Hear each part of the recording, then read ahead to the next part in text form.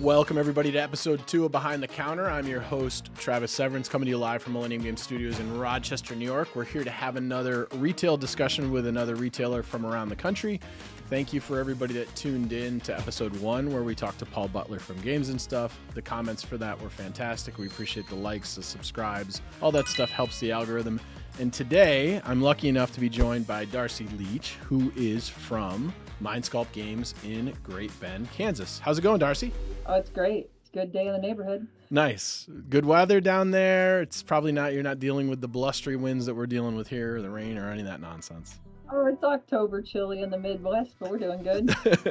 Very cool. I see that your newly minted South Central Award of Merit winner in the category of Retail Service for 2024 to the Stars Kansas City Business Awards with Kansas Department of Commerce. That's pretty awesome. Yeah. How did you come about that award? Well, so we started our business 7 years ago, and we started with the SDBC, which is the Small Business Bureau Helpers at Fort Hays State University. And working with them, they can actually nominate people for Emerging Businesses of the Year. So way back in 2017, working with the SDBC and building a successful business, we were kind of, I don't want to say we were shoo-in, but it's a smaller fish pool with that kind of like, you have to be working with the program to be nominated.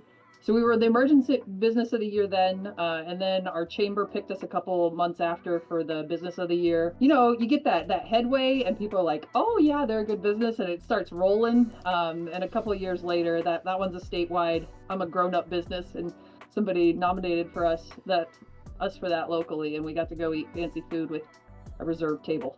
Very cool. That's awesome. 2017, you said you started out there. Tell me a little bit about your store in general. Okay, so now we are a 5,000 square foot store on the main highway through a town of around 15,000 people.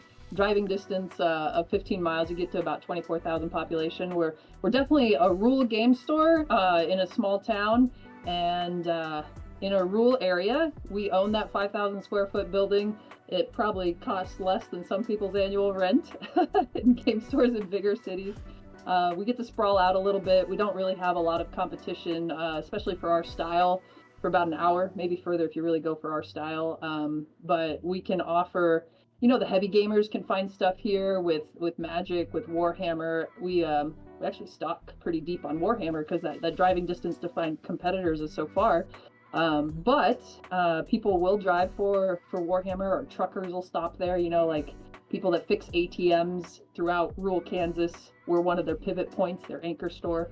But we're a shopping anchor store for the moms in town and for gift giving, and for the kids to come on by. So we have a pretty broad swath. We target the heavy gamers. We do pretty well with that. My husband and I met playing Magic at the arena in Salina when I was 17. So we go back a ways in the Magic community and the competitive world. And competitive world, you know, like $400 tournaments. And that was the highlight of it. But I mean, we're a pretty casual game store. I'm a mom of 2 kids and a Midwestern, you know, like soccer mom type.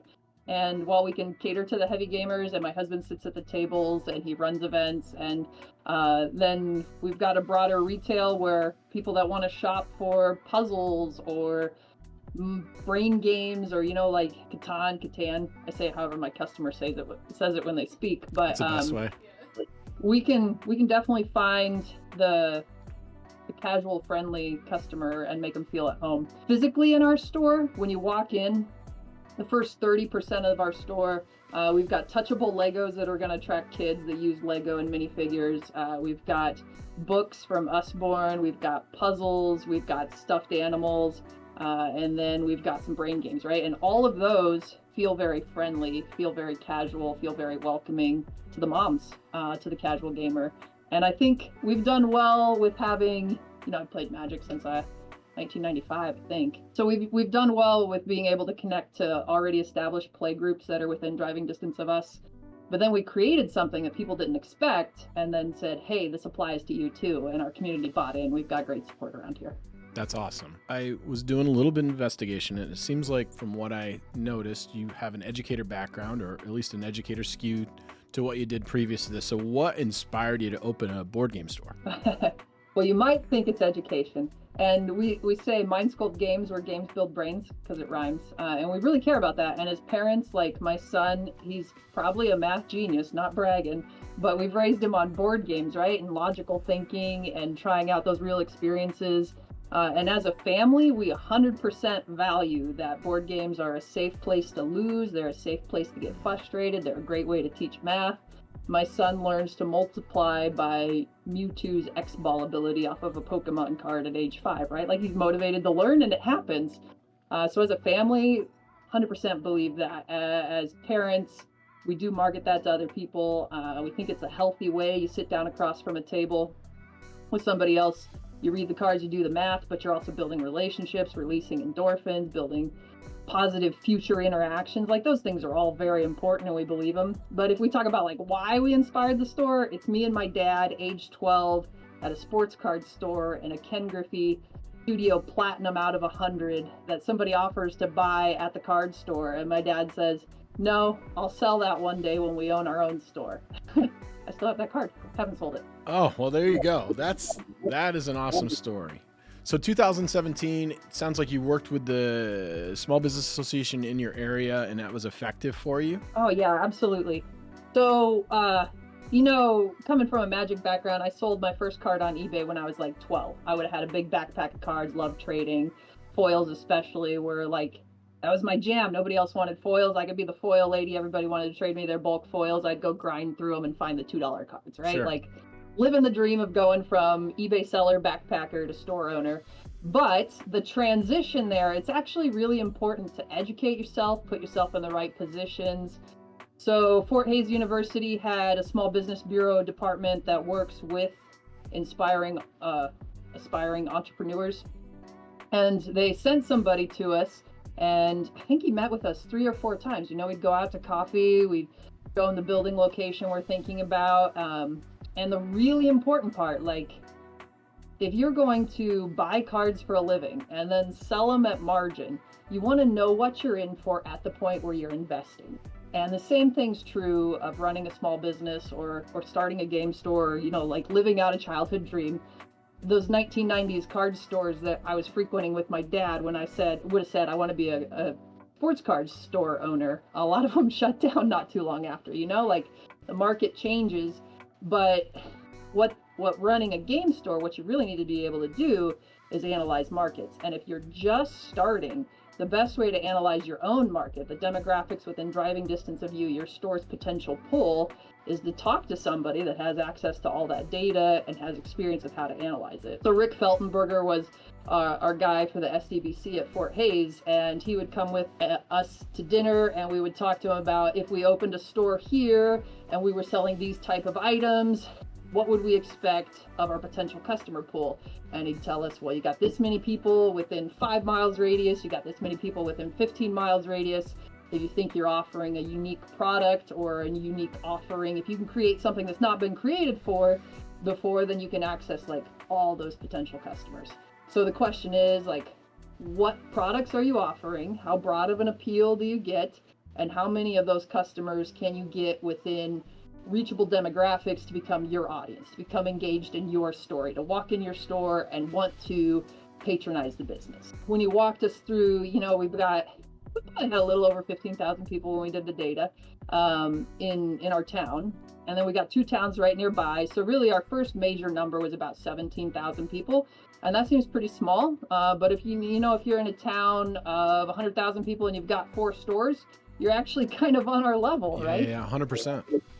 Except that we've got no competition for an hour of driving distance. So really, if you open up to what we can offer and how, you also got to consider people's habits, right? And we've got 3 grocery stores in town, and that's a pull factor. And those 3 grocery stores are on the same street that we're on, which is the major highway through town. That's great. We did start on Old Downtown on Main Street. We had a 1,000 square foot building there. We moved to the bigger one. So when we're running our first data with Rick and the SDBC, we're not leveraging a lot of risk, right? We're about to sign on to a rent contract. That'd be about $600 a month. We've got, mostly a magic collection to power our own retail sales. And then I think we start with about $10,000 worth of product. So it's, those shoestring budget Oh, dreams. yeah. We kind of lived it for a little while, but we were working other jobs at that point, and had been working those jobs for, a decade. So you had a civilian job while you guys were doing the store thing as well.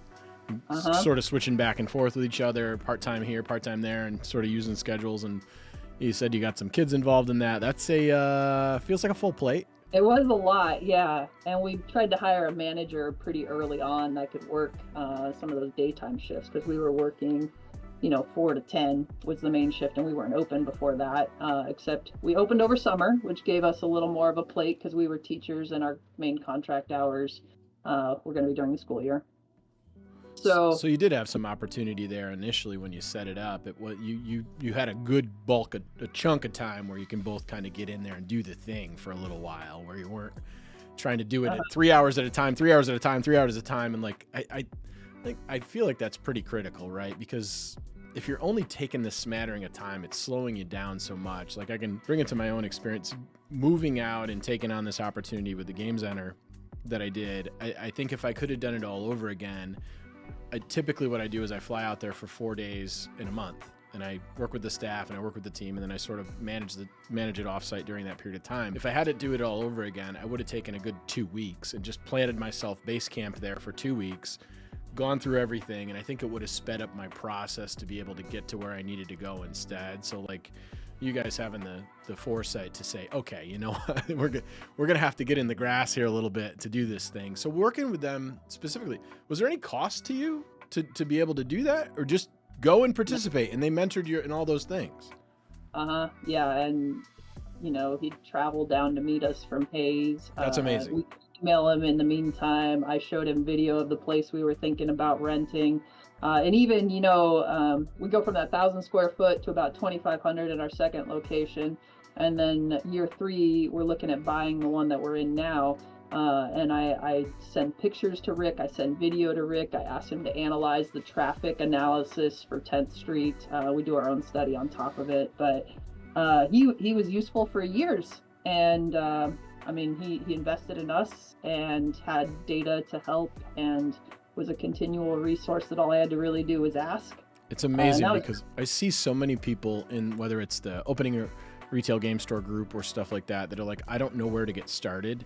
And very rarely is anybody on there kind of beating the drum of the small business bureau in their area. Like, go in there and there's free resources there to give you actual data rather than just spitballing or, talking to a commercial realtor that's like, they're trying to sell you a space. Like, that's their job. They don't care whether you succeed or not. They want you to sign a lease and move on. Like, it does benefit them if they get rent for it, but their commission's going to be based off of what they sign from there. That's a great way to do it, because you go in there with so much more information. Because I would wager that if you got to the point where that data said this isn't a good idea, you just stop doing the thing. Well, if you're not emotionally attached. Well, sure. So 1,000 square foot, 2,500, 5,000, and we own the building now, correct? Mm-hmm. So that's... Yeah, and we were in that building for about a year, and then the realtors who sold it to us had the building next door, and our parking lot was shared. And we ended up offering to buy that from them and letting them rent the front, so we would have full access to the parking for, in our control for the foreseeable future. So we own 2 buildings next to each other, so it'd be extra hard to move if the data told me to, but I like where I'm at, and a paid-off building and rent-free business existence is pretty nice on your final margins. Oh, without a doubt. I mean, you're just looking at what your taxes for your space and then whatever fixed costs that you guys incur based on that, like the building. Yeah, I mean, there was certainly a time when we were in between this location and the last location that we were in where every commercial on the radio was build a steel building. It's super cheap. And like all these different opportunities came up, and we looked around at different lots and things like that. The problem that we ran into is the lots were in the middle of nowhere's near a population, right? So it's like, oh, you can have this 1/4 acre here, but you could throw a building there. There's no, like, the road to get in was the only road that was there, right? There wasn't. So for us, especially in New York with the costs and prices and things like that, I would love to own a building.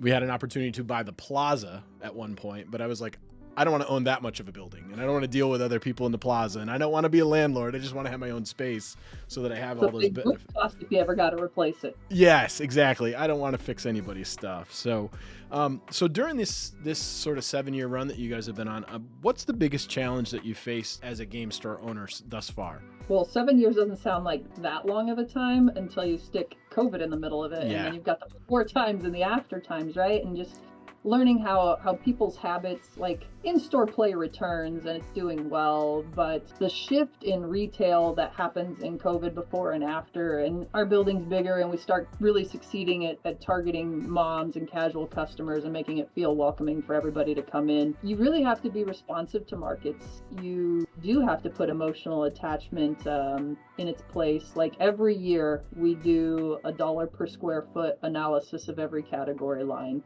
And that's important to make sure that, you know, when Rick was feeding data with the SDVC and we were looking at demographics for what we could run outside of our store to pull them in, it's also important to analyze what's inside your store and be realistic about what's pulling and what's not. And, you know, we started our store in 2017 with a live feed video of us signing the rental contract inside our first building. And we did a lot of video to share our story going from, you know, the teachers in the public schools to people risking that in entrepreneurship. And we had a lot of buy-in for our story and the engagement of the community. As people risking to make our community a better place, we found people willing to support that. And we still do, right? But 7 years in, it's not as interesting of a, you know, can they make it type of story. So I'd say our biggest challenge is like the before time and how we were able to be story-driven retail, event-driven retail. Our community cares about us, we care about you, let's build together. And that's still there and at our core and at our foundation. But if you scale it out, if we think about a second location, or if we think about what Mind Sculpt Games would look like if we're only in the building 10 hours a week. Sometimes you not only got to read markets, but you got to read your own intent and your family's needs and think about how your approach to the market best fits where it's at. And there's a lot of difference in how a game store operates optimally before COVID and after. And sometimes you just got to listen to the data, and you've got to repeatedly listen to the data. And to listen to the data, you've got to be smart enough to find ways to get the data, because nobody hands it to you. Nobody else will do a dollar per square foot analysis of your lines in your store. You've got to figure out how you're going to do that, and then what you can respond with. Very true statement that nobody else will give you the data. You actually have to do that work. And I think there are definitely times when I've read through some of the concerns or consternation that some store owners have had before in the past, and I was like, that analysis has to come from inside the building. It can't come from outside of the building. I can be empathetic towards your challenges and your processes and your problems, but there's like a certain amount of getting your hands dirty and doing, like, you can hire somebody to come in and do some outside analysis, but they're not going to have the same level of understanding that you do unless they came from specifically that space. And I'm going to tell you, from doing this for 2.5 decades at this point, there's not a ton of folks out there with the analytics that we need when it comes to all the different stuff that we're doing as far as moving parts and stuff goes. So when I'm looking at your store mix, you've got games, you've got video games, you got sports cards. Saw the new Gashapon machines, they're getting changed out. Limited time, everybody come in, get the last licks on the last 8 that are in here. New bags are going in. So that's super important. How do you decide what you're going to do as far as product mix goes for your store? Well, so data is important, but a small business owner can only use numbers so much. And the numbers really what they need. They need to mix with personality and vision to create a service, an offering. So when we look at what we want to sell, we do, we carry Lego and we carry used Lego and we carry new Lego. And I could go look at Lego's sales during 2020 as a company and then see what their stock does over the next couple of years and what their sale metrics overall are, right? Like Lego sold really great during COVID, and there's like this cooling off period on the new stuff. But the used stuff, we offer something unique. We offer something you can't get until you're driving to Kansas City to go to one of those Lego stores, and then they're franchised. So it's still even different than that. You can put your hands on minifigures that you can pop the heads off of and mix, right? Like I've probably got 800 Lego heads in stock right now, and they're in a little bin, and below it, and kids, you know, they mow lawns and they come in store and they go pick which Lego minifigure they're going home with today, and it's $5 to build the whole Lego minifigure and extra dollar if you want to put a sword on him. So we do follow the data, and if Lego ever gets to the point where it's not worth $1 per square foot, we would want to condense that a little bit, right? But in what we offer, living in our community, caring about enhancing the quality of life for the people here, it's really cool to have Lego minifigures that people can touch and go home with and choose and customize. And that's enabled by having new Lego that draws people in, that we can advertise on our front window, by having bulk bins where you can fill a tub for $36, usually $30, but costs go up. Yeah, of course. So I would say we bring in things our family likes. I got an 8-year-old girl, a 13-year-old boy. Not gonna announce my age or my husband, but you know, older than that. Yeah, and we run the gamut from, like, I play games with my family. Daniel's loves competitive card games. So we get a pretty good mix of what we can offer, and then we try to keep in mind that you don't just buy what you like, but you try to create experiences for people. We talk about the first part of our store trying to attract everyone to make them feel welcome. Well, my favorite feeling is working at the front desk where it's, you know, in greeting distance to everybody that walks in, but they walk in and they're like, whoa, or wow, or there's some sound.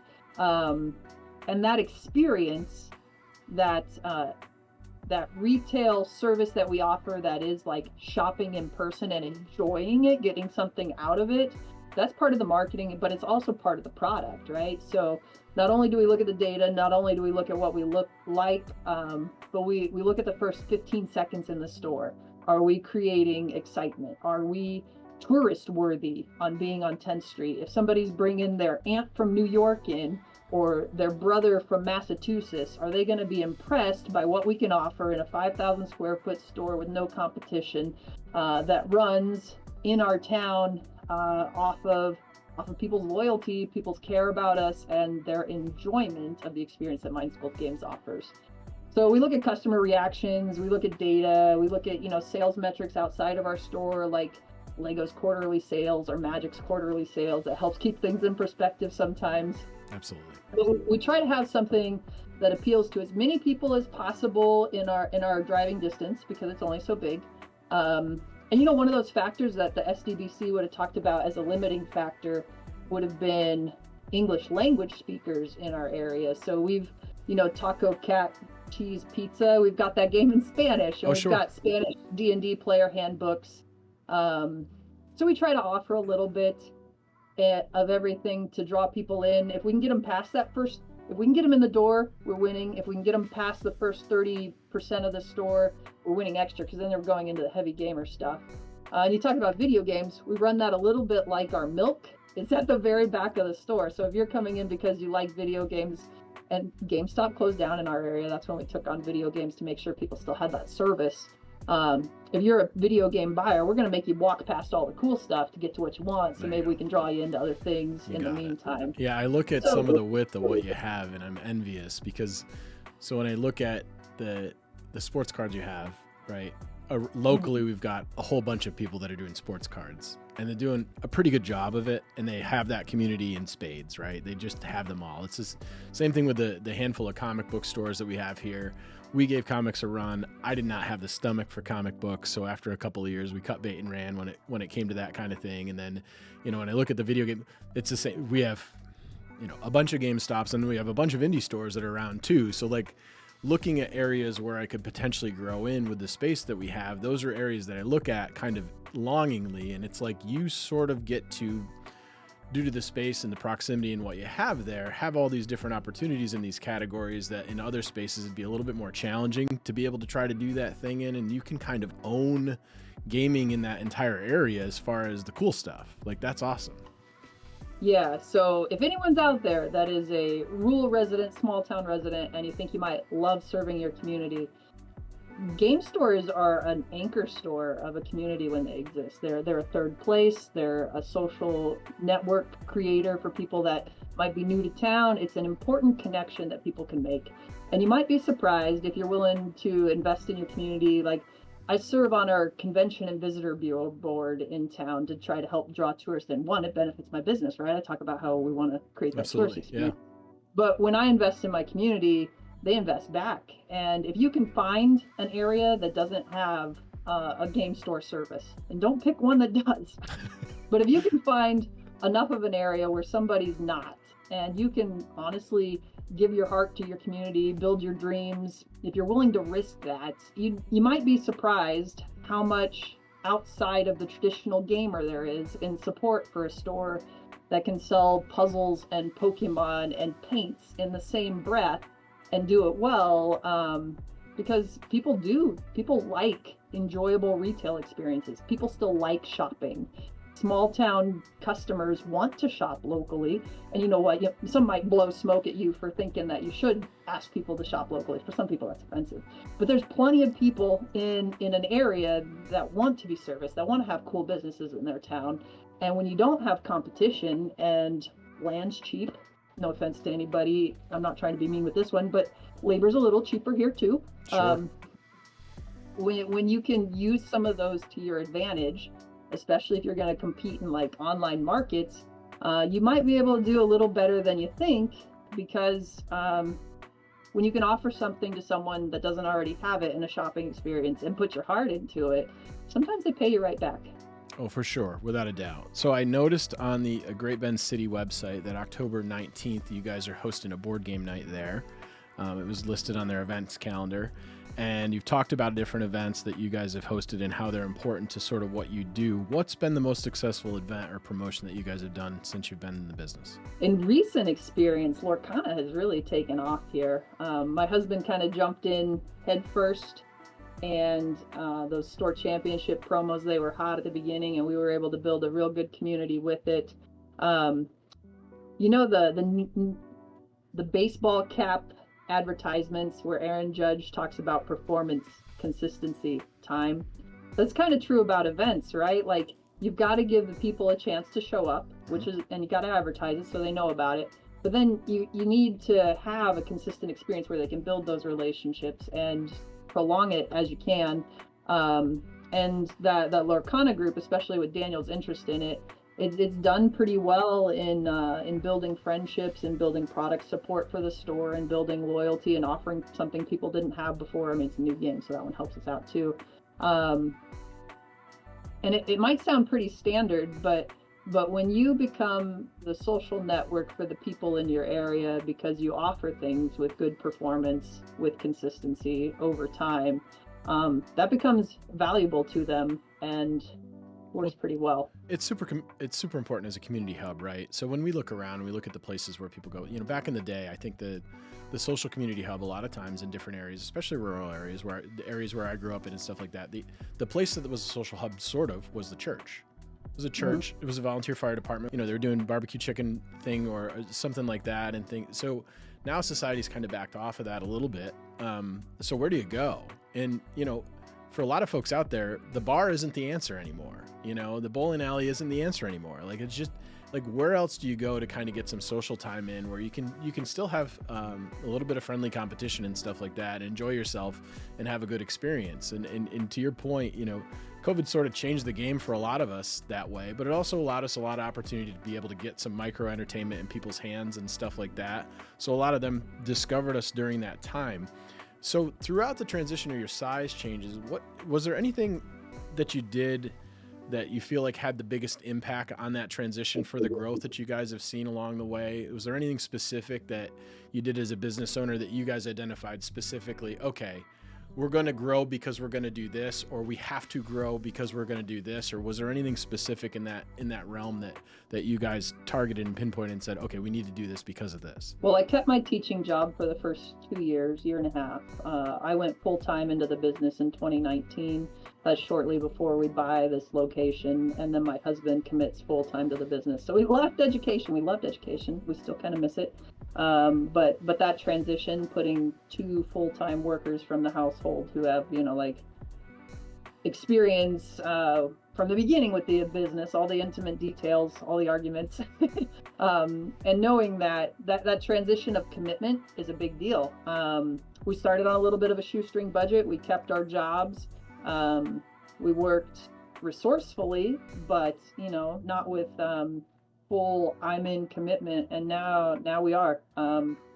We staked our claim on this business, and it is what our family, that's our only income. How much of a help do you think your experience in the education sector has had for owning the business and being able to manage communities and expectations from customers? Huge. So 12-year-old Darcy wants to run a sports card business, and it takes a lot of wisdom to get to the point where you got to realize it's a lot more than sports cards to run a small business, especially in the rural area. But building relationships is important. Having expectations that are visible and known to people, being able to create Facebook groups where people can meet and feel comfortable. They're kind of like icebreakers in the classroom. So we've got a Magic Players of Mind Sculpt Games Facebook group, and it's got like 160 people in it, right, that have played or bought in our store. And when somebody new comes to town, I can say, hey, have you tried this? You might see somebody in here or get to know people. Teaching teaches you about people's comfort level and their needs. And they say before you can teach somebody anything, you've got to create a relationship of trust. And that too, like anytime we buy, we're buying off of a specific formula. And that's because we don't ever want opportunity for one of our employees to be emotional or think, I can get this guy, and run a different price than we would normally run. So we try to run by the math. We try to buy with transparency, sell with transparency, and building that relationship of trust is just like with a student. You don't have to make them care about you to care about the business. And sometimes it's hard because in teaching the teacher's name matters, right? But Absolutely. In building a system of trust, in building predictable, safe outcomes, in building an environment where people can get to know each other and feel okay doing that, that type of community building in a classroom, working with your peers, it transfers over pretty well to community building, but especially to playing nice with other businesses. Well, I was going to say conflict resolution and being able to sort of handle those sort of personality conflicts and stuff like that. I mean, gosh, there isn't anything better than the classroom sometimes to sort of be able to prepare you for that sort of thing in a tournament environment or something like that. If you have an acumen for that sort of thing, right? Not to say that everybody's in the classroom is wonderful at conflict resolution, because there's certainly pluses and minuses that come with that sort of thing. So yeah, and I mean, when I look at your stuff, when I look at what you're putting out there as far as the business goes, I never see anything that you guys post or anything that you have up that I'm like, oh, I don't know if I would have said that. It's always presented in a really professional way. I mean, the frontage of your store is something that we took inspiration when we did the decals on the outside of our store recently. It took us a little while to get them up, but seeing your pictures and seeing what you guys had sort of did on that building was something like, I just put that in my back pocket, and I said, okay, when I get to the space that I'm going to do, I'm going to look at that, because visually it's really attractive. It's a nice professional presentation on that, and it shows everybody from the road what you have or what they can expect before they even walk in the door, with very clear font on the windows as well and stuff like that. If you had one singular piece of advice for somebody that's opening a board game store today, I know we talked a little bit about definitely going out and getting your small business, talk to your small business community before you decide to do anything and take advantage of that. Is there any other piece of wisdom that you would have for somebody that's looking to start out that they should consider? Well, so educator background, education is important, right? But a lot of small business entrepreneurs are educated by life rather than college. And I don't know too many game store owners that went to school for business. There are some. But I will tell you that my Audible account, I pay for it regularly, and I'm happy to. And I think I have like 180 books on my Audible that I've listened to in completion. And they're going to be, they're going to be self-help books. They're going to be psychology books. They're going to be business books. I listened to a stinking 14-hour textbook on financial terms, so I would be able to, look at stocks or look at our own procedures.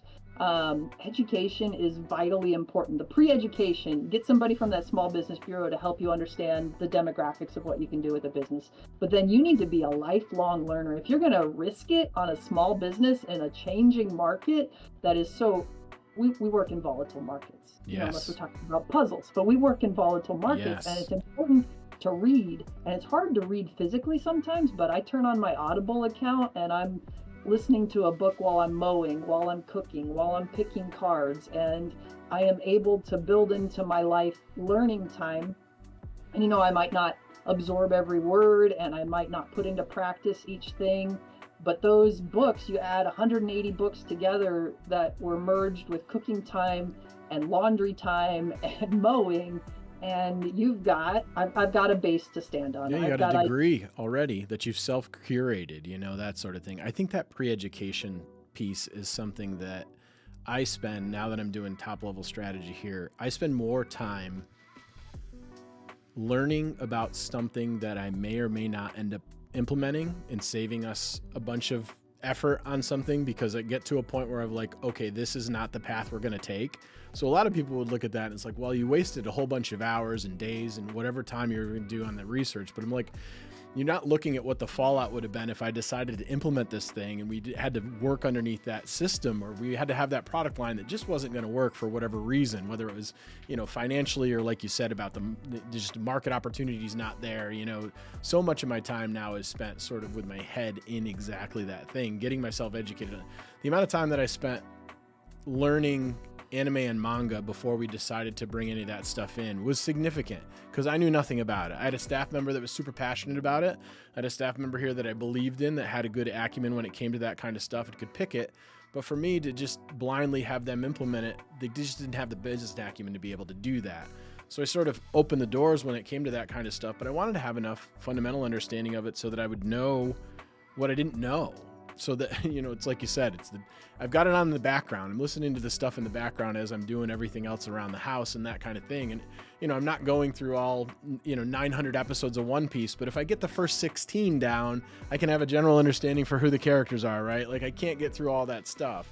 So that pre-education is really important. So last one before we go, what's your favorite game you're playing right now, or what's your most recent favorite game and why? Wormspan. That's going to be the answer on there. Wormspan's a lot of fun. Wingspan is one of our best sellers locally. We are near the wetlands, which is a preserve that has tons of birds, and you can see the cards in the game. We have a Wingspan club that meets every once in a while. Very cool. And Wormspan is a good continuation of that. It's the nerdy side of our family. It's always fun. There's a lot of variability in it. I play with my kids. Nice. So where can people find you or your store out there in the world? Well, we're at 4908 10th Street in Great Bend, right off the highway. We do have mindsculptgames.com, but here's the thing. When we have a 5,000 square foot store and a retail experience that we want to draw you into, it is a much better experience in person. So if you're in the area, walk in those doors and you'll feel something unique worth returning to. Very cool. And you guys are on Facebook and any place other than Facebook? We lightly dabble other places, but the highest ROI is definitely there. So go to Facebook, click a like. Retailers out there that are paying attention to the video, the episode as well, feel free to check it out. Darcy's always doing really compelling things. Thanks so much for having a conversation with me. Going to stick around and do some AMA for us? Yeah. All right, Darcy. It's been a pleasure as always here. Thanks for everybody for tuning in and stopping by. We appreciate you. We'll see you next week.